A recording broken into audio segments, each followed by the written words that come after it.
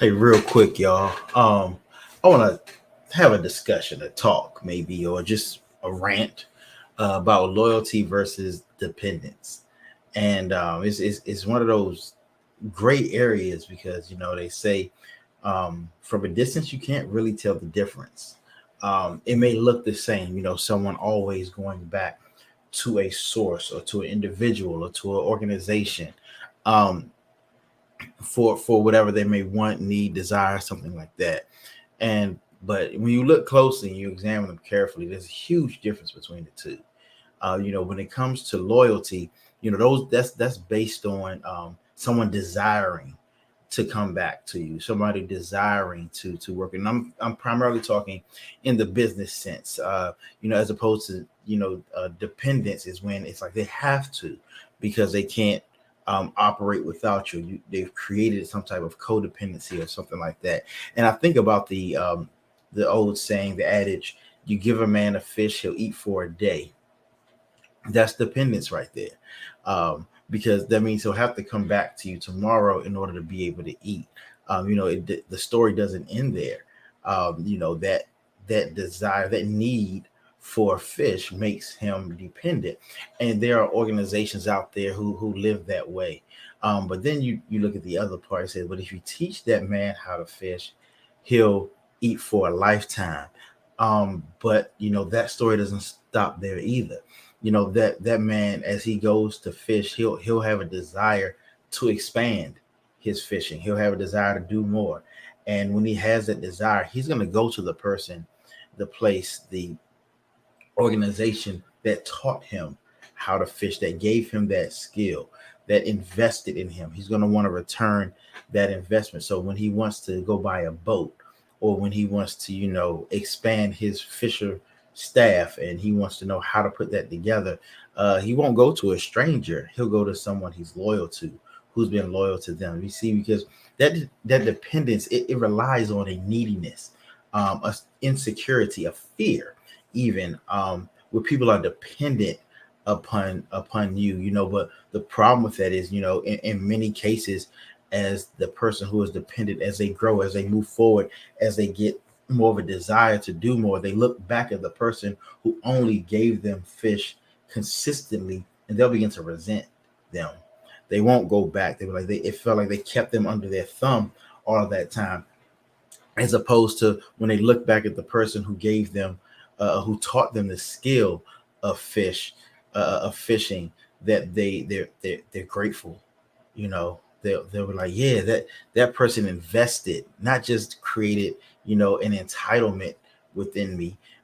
They gave me something that I can, grow with, or and even sometimes when people are quote unquote teaching them how to fish, they still do it in a way where you have to be dependent on. They only show them a little bit, or they show them this just enough to, make them think that they're learning more, but they still got that. Well, you can't go too far. Don't go too far out into the deep. You don't want to catch the big fish.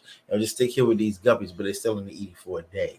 But I would encourage everybody, especially when you're getting into business, look to create loyalty as opposed to dependence.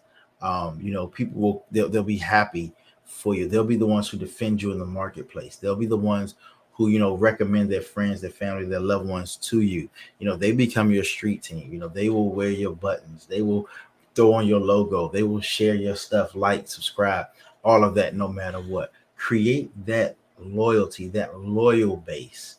I think of some of these sports teams who haven't won in a very, very, very long time, but their fan base is loyal. They still wear the logo. They still cheer them on.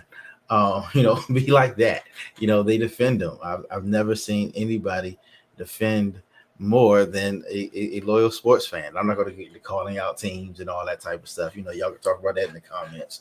I know you will. But what are your thoughts on loyalty versus dependence? What have you seen? What have you learned?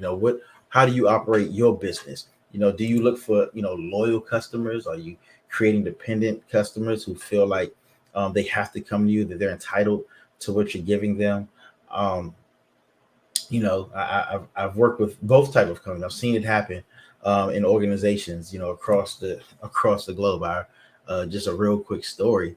Um, I was in Chicago some years ago, probably about 2003, 2002, and met a pretty renowned politician, and he, told a story from the stage about how he and his organization had helped this group of people in another country to, you know, get some things in place to help them. And afterwards, I simply asked him. I said, so after this, how did you all teach them this, that, and the other, so they wouldn't be in that position again?